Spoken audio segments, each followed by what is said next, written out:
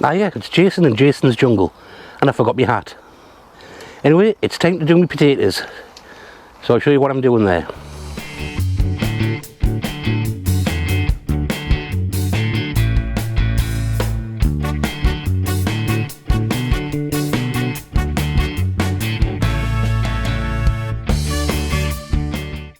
For the past couple of years, I've been going with spuds in buckets on top of kiddies paddling pools, and I've had pretty good success because that just gives them moisture whenever they need to.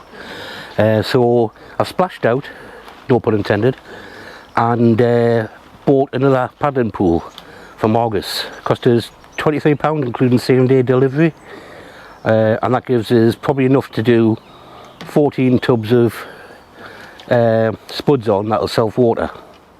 The first thing I need to do is to work out where I'm going to put them.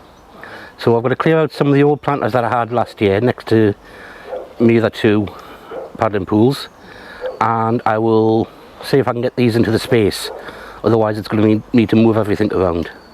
Okay, so I'm going to get on with that and try these up for size. So that paddling pool was one of these clamshells. You get two parts to it, and you can see here what I've done with these. Previously I've had bricks on the inside, but my brick mine's running out. So at the far end you can see I've shored up all the outside with bricks to give it support, and then if I close in a bit more you can see I've nicked a couple of shelves out with polytunnel, and they're supported in the centre by another column of bricks, and I can get 7 30-litre tubs on there, no problem. The second half, I've built 4 columns at the corner and put a gate section on. Now this should be enough to get about 20 10-litre buckets on, which will be probably enough for me 2 potato seed.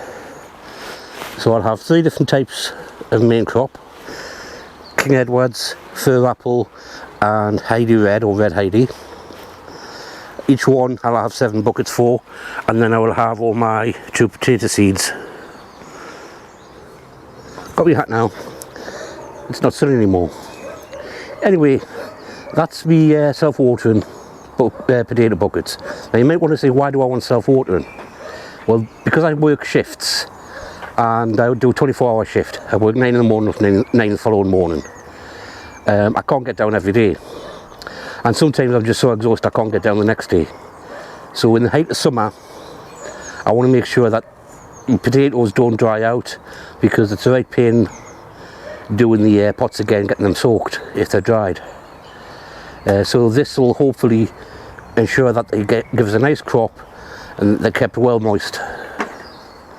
Okay, I'm not going to show you doing the spuds because I've done that last year and the year before, and it's exactly the same. So I'll let you go now. Click like, subscribe, leave a comment and have a look at my previous videos.